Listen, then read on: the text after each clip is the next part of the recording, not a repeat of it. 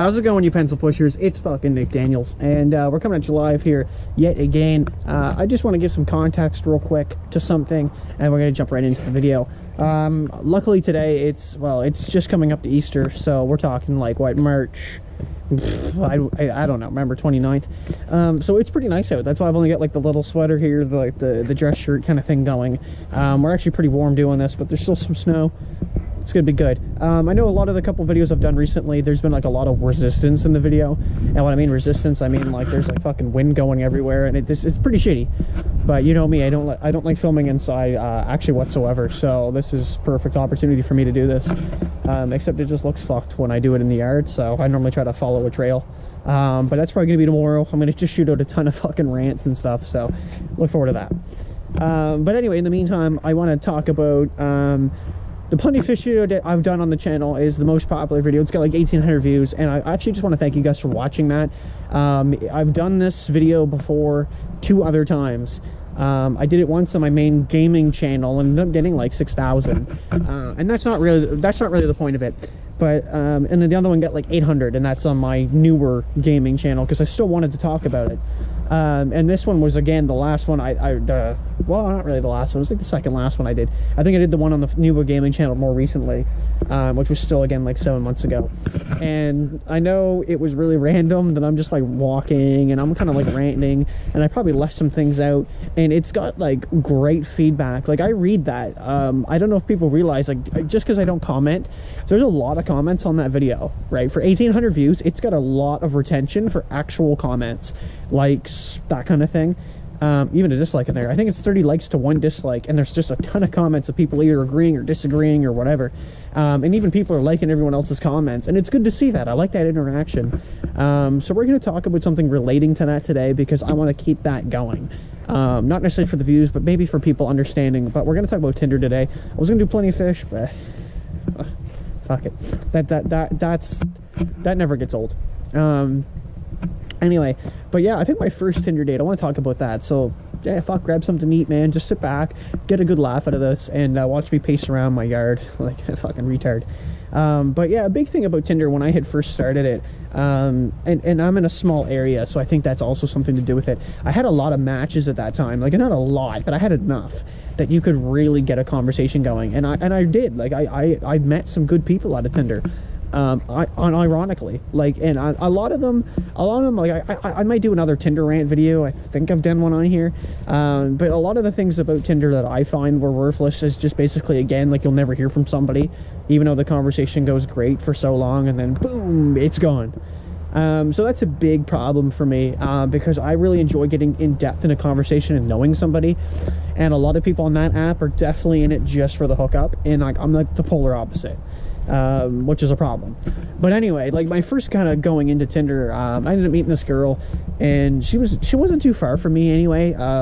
For me, like, if I actually had a car to get to her, it'd be like, you know, 30 minutes. It's about an hour bus ride, hour and a half to actually, like, and that wasn't technically where she was. It was a 2 hours to get to her on the bus, but again, it's only like a 40-minute drive.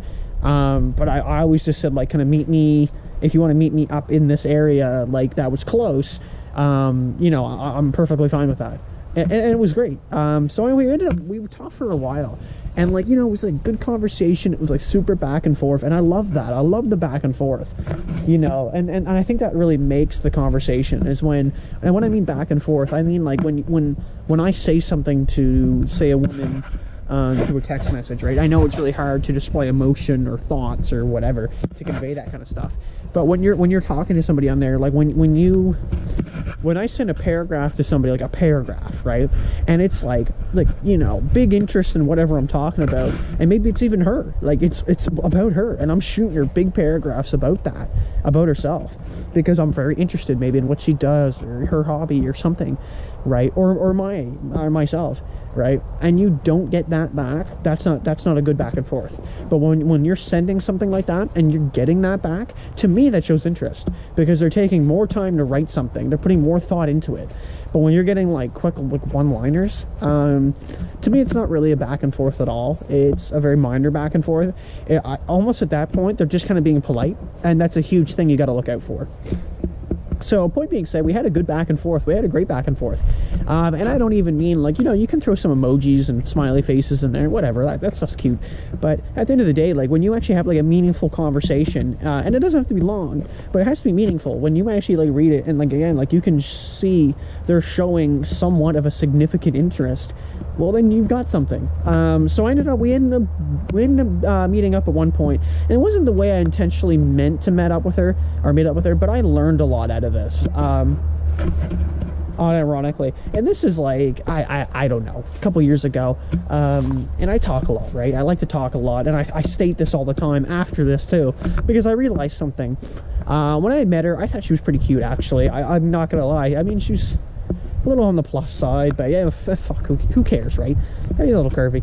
And she seemed nice, like, you know, good personality, whatever. But the way I met her was wrong, because I was up in that area with a friend, and I had told her this. I'm like, listen, somebody having a laugh. I told her, I was like, listen, you know, I'm up in the area with my buddy, like, you know, what do you think? And she was game for it, like, you know, and that's the thing, like, I say that because, you know, I'm asking because I'm genuinely curious. Like, you know, I understand, like, my buddy's here, is that awkward? Like, we're just up in the area, and it was like kind of spur of the moment kind of deal. So it wasn't like we planned it that way. It was like, no, I'm up here. Oh, hey, like, we're texting while I was up there. I'm like, and she's like, oh, you know, I think she was actually just on lunch hour or something. And it's like, oh, hey, I'll pop over. Sure. So we just met up at Dairy Queen. Yeah, again, bad choice. But my buddy and I are there, and we're talking. Like, him and I are kind of talking a little bit while she's there, and, like, I'm talking with her. And it was more or less him and I, actually more or less me.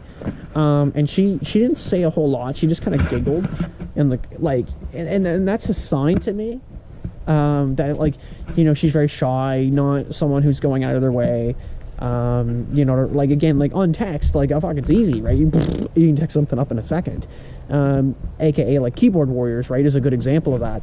But, you know, where I had to play by ear with this girl, I was like, okay. And after I had analyzed this situation, I had realized, yeah, I did, like, all the talking. That's not good, right?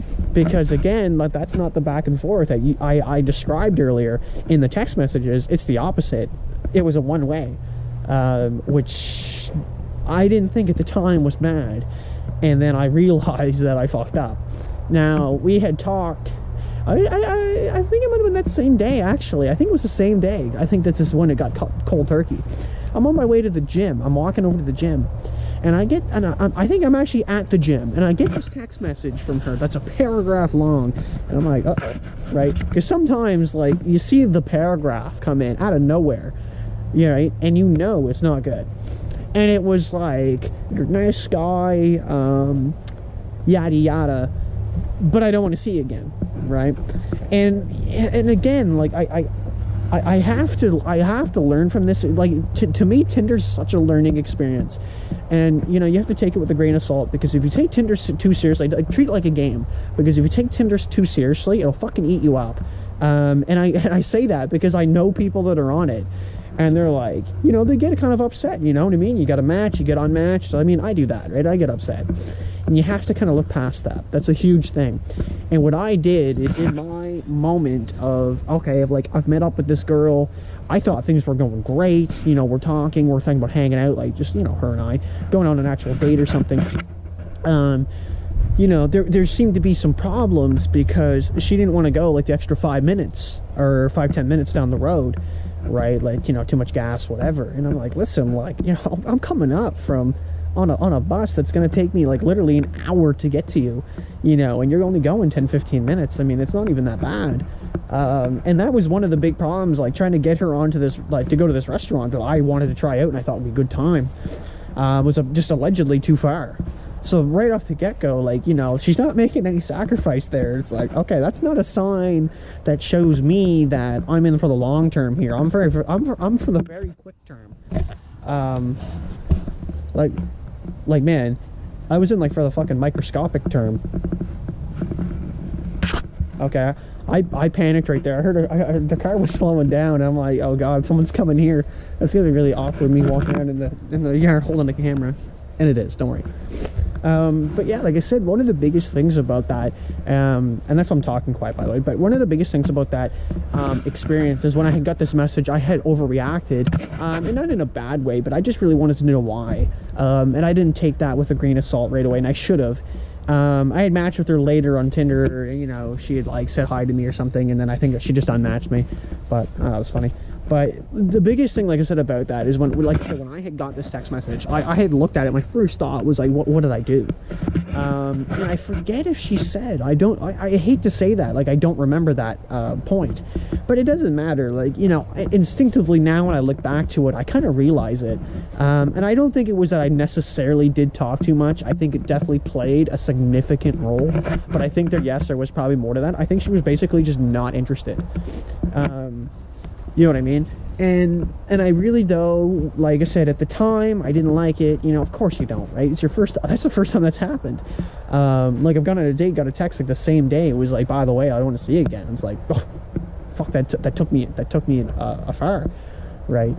But now when I look at it, like, I honestly do feel like she did the absolute right thing in her position, and I respect that 100 times, because you don't realize how many people I've now tried to talk to, and you get like the cold shoulder treatment, and I've done it once or twice, I can't lie, and it's a real piss off. So really getting that, listen, I just don't want to see you again, you know, that's actually kind of nice now, because now you actually know they're not interested. There was a girl here recently I had talked to, and you know, things were going fantastic, like conversation was like gorgeous, like, oh god, you know, I was eating it right up, and next thing you know, it was just like cold shoulder, you know, you never hear from them again.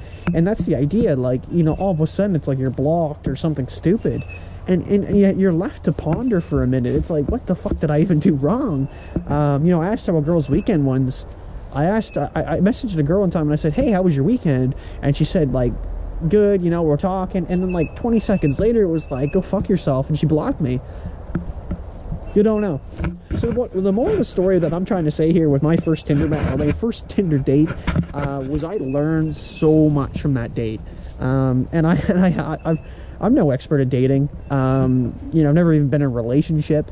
And I'm telling you right now, that was one of the best experiences you could have. And I think if you're ever going to go on Tinder and do something like that, whether you're male or female, and you are not interested in the other person, give that person the benefit of the doubt and tell them that. Sometimes, I will be completely honest, I think it comes off a bit abrasive. They can take that very hard. Some people can.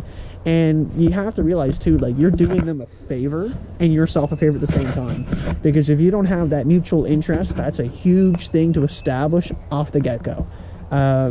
You know, I read a comment the other day on my Plenty of Fish video that was really revealing. It was actually a woman who commented, yeah, you never know, she could watch now, who cares, but she had definitely called that right out, because she said she joined Plenty of Fish for 2 weeks, and if someone messaged her, you know, whatever, there wasn't enough chemistry, the profile, whatever, the conversation, anything, looks, which is obviously the main decider nowadays, it was like a flat out message apparently from her saying, listen, I'm sorry, I'm not interested.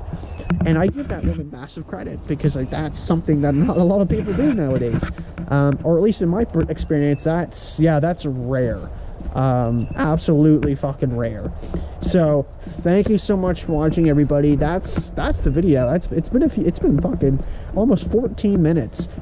When I get into these topic videos and like my dates or whatever, fuck, I get into it, man. I just want to tell you guys the details, but leave out anything super important. Like, obviously you have no idea where this is, and you have no idea who this person is, and you have no idea how many years ago this is, and you have no description of them.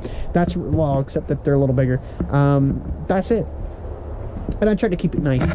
I did that one time and someone didn't like it, so point of the story is, thank you so much for watching, and I just appreciate you guys watching, and again, massive credit to that person for standing up for that, and really putting the foot down when it's needed, because that is definitely not done 99% of the time. Thank you so much for watching, everybody. We're going to see you in the next video. Peace.